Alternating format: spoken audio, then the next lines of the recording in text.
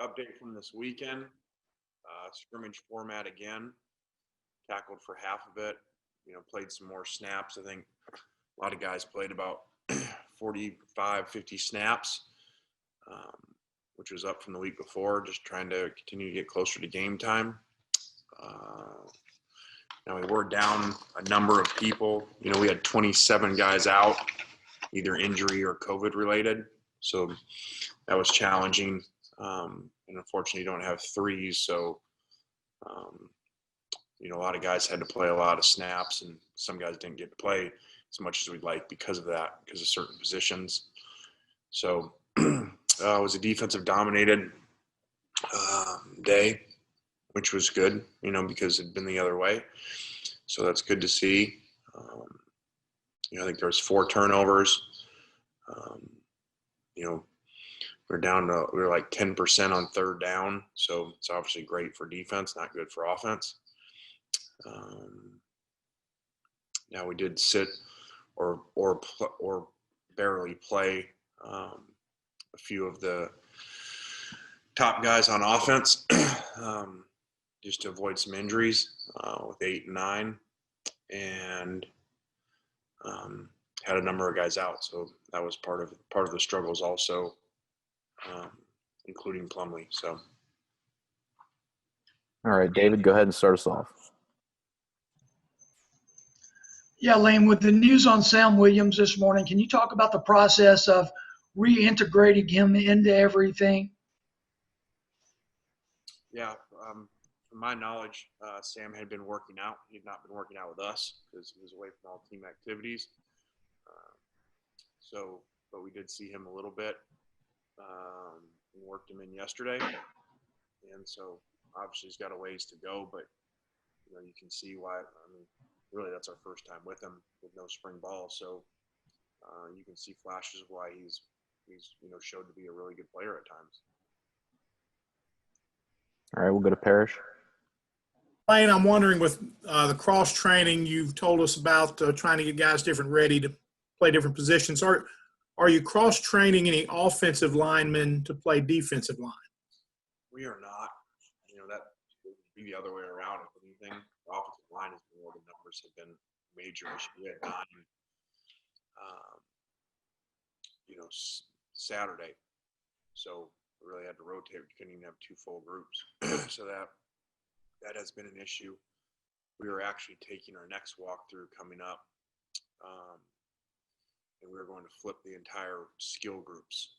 So, the thought is you don't know who would really switch, because you don't know where you're going to get hit.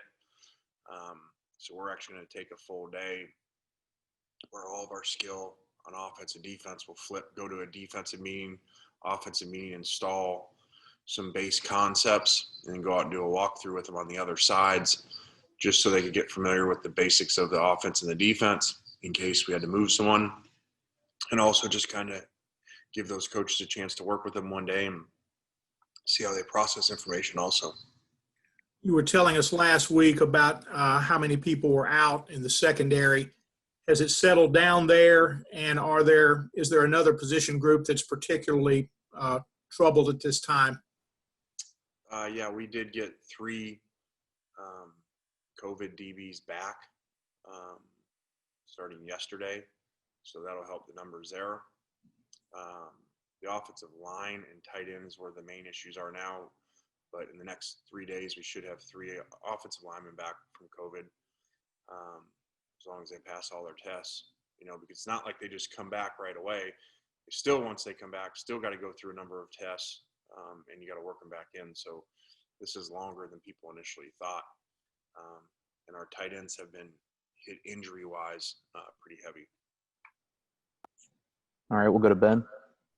Lane, have you heard anything, or have y'all heard anything about Otis Reese and where he kind of stands right now? And also, what are your thoughts about how Dean Leonard has come along so far? We have not heard a final thing on Otis. All that was turned in a while ago, and so we are waiting to hear that. Obviously, there's a lot of anticipation around that. He's one of our better players on our entire team. Would definitely be a starter for us and significant player. So obviously, we hope that goes well.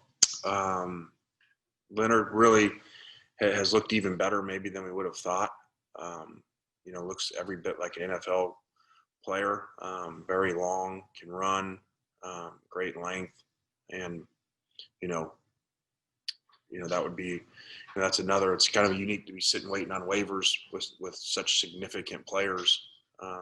So hopefully get some good news. And I feel bad for those guys that don't win waivers because to me, they're really getting like double punished. Everyone else is getting an extra year. So if you don't win your waiver, obviously you can't play, but you're not getting an extra year. So everyone else is getting to play one more year but you. So that part's really kind of unfair. Is Leonard one of those guys you're cross-training at different spots in the secondary? No, just because it was so late. I mean, with his length, you would, had he been here a long time. But, we're just trying to catch him up at corner. Nate, go ahead with your question. I mean, along similar lines, have you heard anything or do you have any speculation on how like the NCAA furloughing all of those employees kind of changes the waiver process or any of that? So I asked for updates, from our people and all the time. And so they just said that it's there and that, the last 3 days, they were out on holiday, I guess. So hopefully something this week.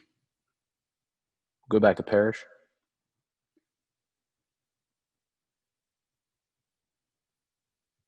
You're on mute. Yeah. Is Leonard eligible now? No, we are waiting to find that out. Neil, go ahead. Lane, I was curious. The Navy coach today was talking about how they'd gone through their entire preseason, no tackling, really very little hitting and that kind of thing. He thought it was one of the big reasons they played as poorly as they did last night.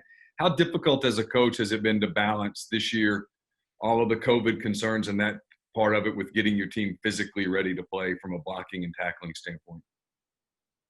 Well, I guess in a way I kind of had a little bit of practice with the sanctions at USC when our numbers were, so far down. So, I think I made a mistake that year, after our really good year there, even though our numbers are really low because of the sanctions and only being able to sign 15 guys, we didn't tackle, and didn't do the same practice formats, and then we went out and played really poorly that year. We've tackled like we normally do, in practice like we normally do, for those reasons. So, I mean, doesn't do any good to stay healthy if we're out there and we can't tackle on game day. So, we've been doing everything as normal. David, go ahead. Yeah, Lane, just curious what you've seen out of your place kicking game so far through camp, in particularly Luke Logan. Yeah, there's a competition there. And so, we give them equal opportunities, in our, team and 2-minute drills and things like that. And so, Luke's done well, but it's still a competition. Go ahead, Nick.